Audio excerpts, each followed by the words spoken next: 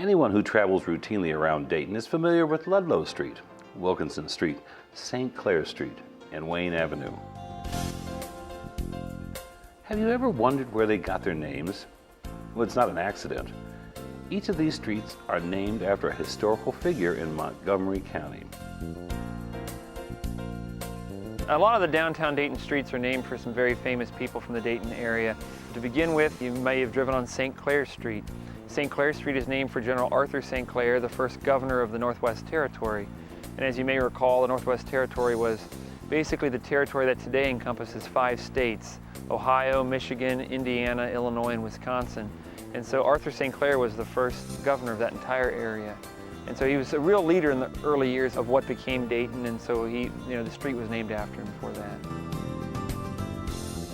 Ludlow Street through downtown Dayton, named for Colonel Israel Ludlow. He was a Revolutionary War hero, and he was part of the Ohio Land Company that ended up surveying much of southwest Ohio, including the territory that became the city of Dayton. Wilkinson Street, General James Wilkinson, also a Revolutionary War hero, and someone that really marshaled a lot of the forces, first against the British and then later against the Native American tribes in this midwestern part of the United States.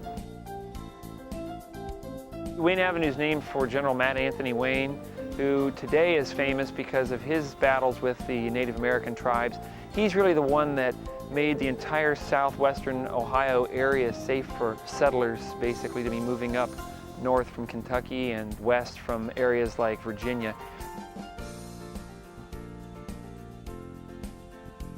Patterson Boulevard today, which runs through downtown Dayton, is named for John Henry Patterson, who was the co-founder of the National Cash Register Company, which people today know better as NCR.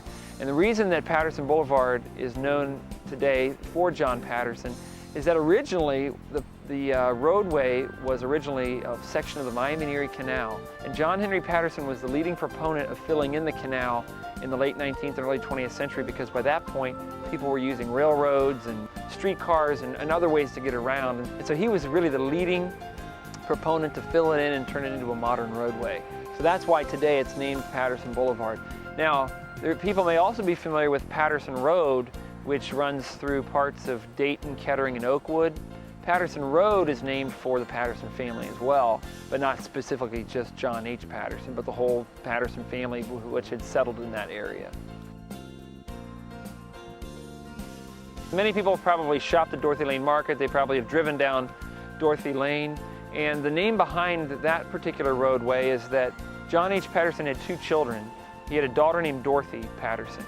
And the Patterson family owned thousands of acres of farmland, and according to family folklore and according to the written documentation, the path of Dorothy Lane is where she rode her horses and ponies. So Dorothy's Lane became shortened to Dorothy Lane. Far Hills Avenue through Oakwood draws its name from the fact that John H. Patterson had an estate which he entitled the Far Hills, because at the time that he was building his mansion, it was really the outskirts of the city of Dayton. It was way out in the sticks, you might say. And so his estate was the Far Hills, and the roadway became known as the Far Hills. And while we're at it, where did the name Dayton come from? The city of Dayton is named for Jonathan Dayton. And Jonathan Dayton was the youngest signer of the United States Constitution. He also was a general in the American Revolution. He was a delegate to the Continental Convention from the state of New Jersey. So a very, very notable figure. It may surprise people, though, that he actually never set foot on the land that became his namesake here, Dayton, Ohio. But he, along with people that are named for many of the downtown Dayton streets like Israel Ludlow and James Wilkinson, were all part of a land holding company. And Jonathan Dayton at one point had title to over 250,000 acres of land between the Great Miami River and the Little Miami River.